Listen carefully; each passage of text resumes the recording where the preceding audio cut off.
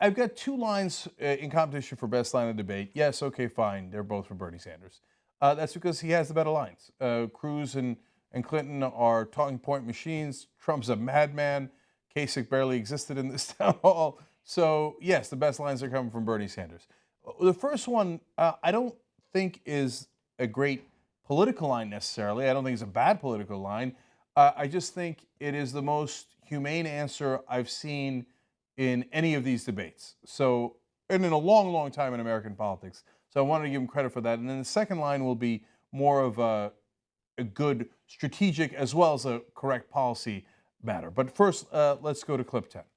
You've said that the U.S. should be even-handed when it comes to dealing with the Israelis and the Palestinians. So does that mean that the U.S. should remain neutral to achieve peace? No, what it means is that if we want lasting peace in the Middle East, we have got to obviously make sure that the security and the independence of Israel remains intact.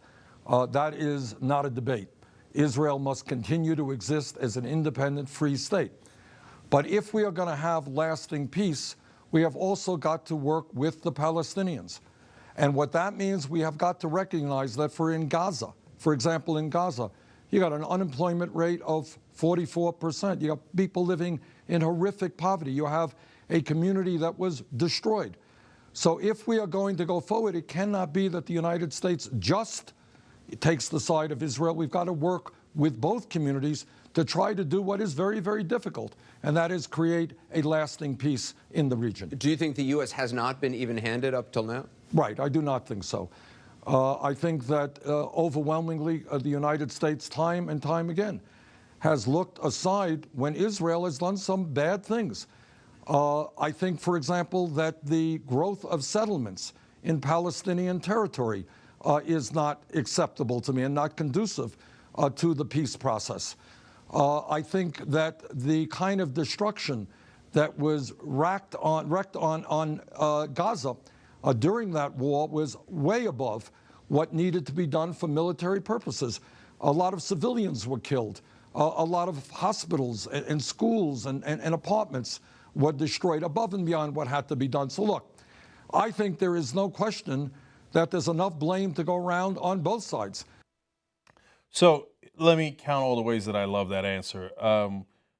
When's the last time you heard any politician in America talking about how America has done wrong by not being even-handed with Israelis and Palestinians, and that Israel has done some bad things?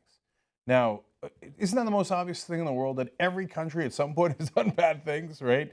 And they have a massively right-wing government in Israel. We are against the right-wing governments all across the world, but that Israel is some sort of logic-free zone where the right-wing government is all of a sudden awesome, even if you're a progressive, that makes no sense.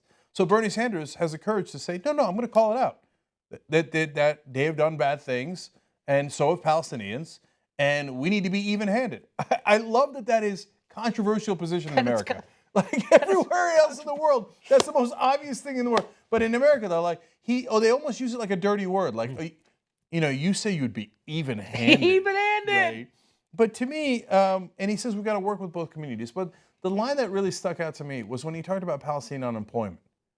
The reason for that is, for the first time almost ever in my life, you've got an American politician who's looking at Palestinians as human beings, who's saying, oh, not only do I care about it in the context of bringing a peace deal that'll be better for Palestinians and Israel.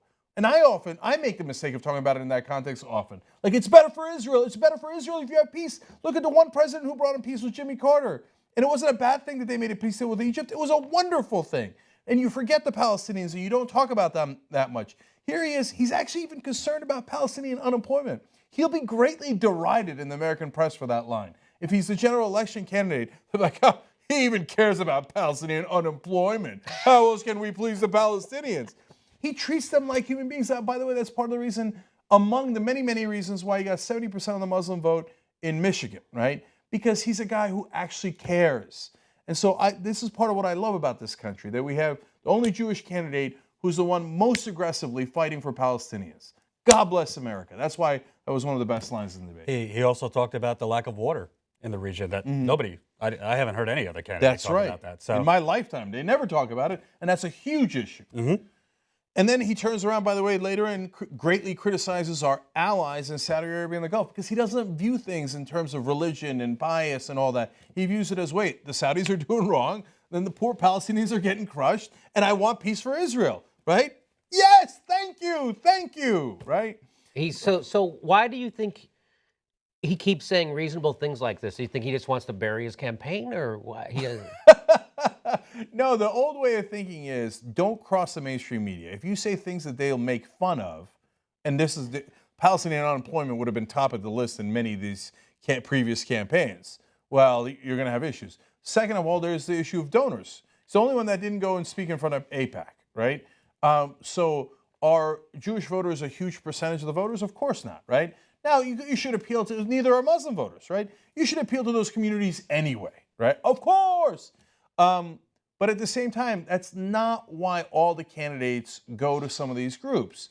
And AIPAC's not nearly the only one, but they are among the groups that you go to raise money. Let's keep it real.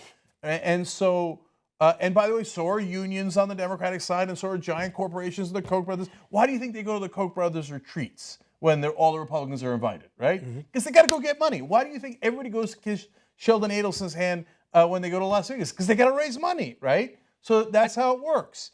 And Bernie goes, no, I'm not going to listen to the old rules, Jimmy. I'm going to treat Palestinians like they're human beings. I'm not going to go to AIPAC. What are you? I'm not a friend of Israel. I'm Jewish. Of course I'm a friend of Israel.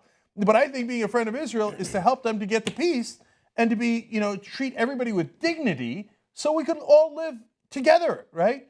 Of course that's correct. And so he's upturning the whole system. And that's part of the reason the system hates him. Yes. Right? That also important, you mentioned it, but important that, they all like to call out Iran for sponsoring state terror and all these sponsors of state terror, and they never call out Saudi Arabia for sponsoring state terror. He called out Saudi Arabia for sponsoring state terror. So what he's doing is what progressives are supposed to do.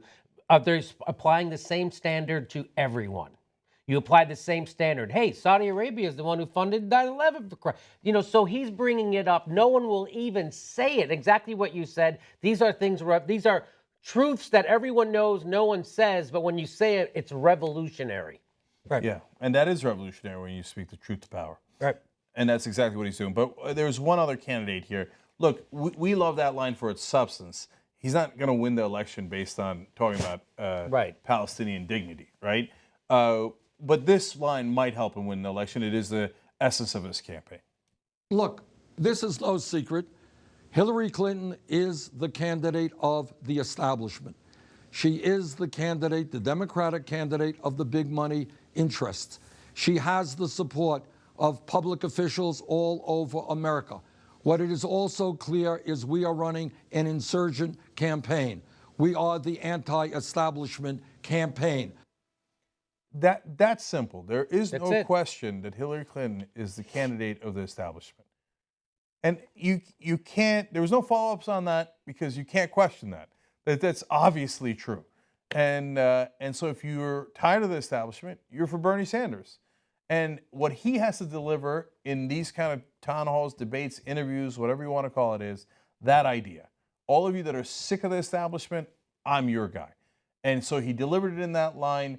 It's not a revolutionary line for Bernie Sanders because he says it all the time, but they were not going to ask him a question along those lines. So he just said, all right, I'm going to go for it, and I'm going to say it here. That's his message. And if he's going to win, he's definitely going to win based on that. I think with Bernie Sanders, what you saw tonight is Bernie Sanders' biggest strength, but also the reason if he doesn't win, this is why he's not going to win, is because it was more important to Bernie Sanders to actually fight for what he believes in and the issues than become president. I don't think he will compromise, the truth, facts, and, fighting for what he believes in just to get elected, which Hillary Clinton will. And that's what she's done. You saw that in a lot of his answers. I mean, it was a lot of the things he said about Israel are suicidal. I mean, I guarantee you, Politico, all these places tomorrow will be writing about, Bernie Sanders, anti-Israel, this and that. No politician talks like that about Israel, speaking, humanely about the Palestinians, but he puts people and issues before getting elected. And I know, speaking to Tad Devine, who's his chief strategist, some of his strategists have tried to push him away from that and be a little bit more political, but that's not his DNA. See, it's funny. I pronounce his name like the regular white guy way, but you say it like as if he's a rapper. That Ted Devine. I like that, right? Yeah. Devine. He's like he's a social media guy who's also a rapper. Yeah. Devine. Ted Devine. He got in a beef the other day with D Instagram. And D Twitter. Yeah. And with D Money.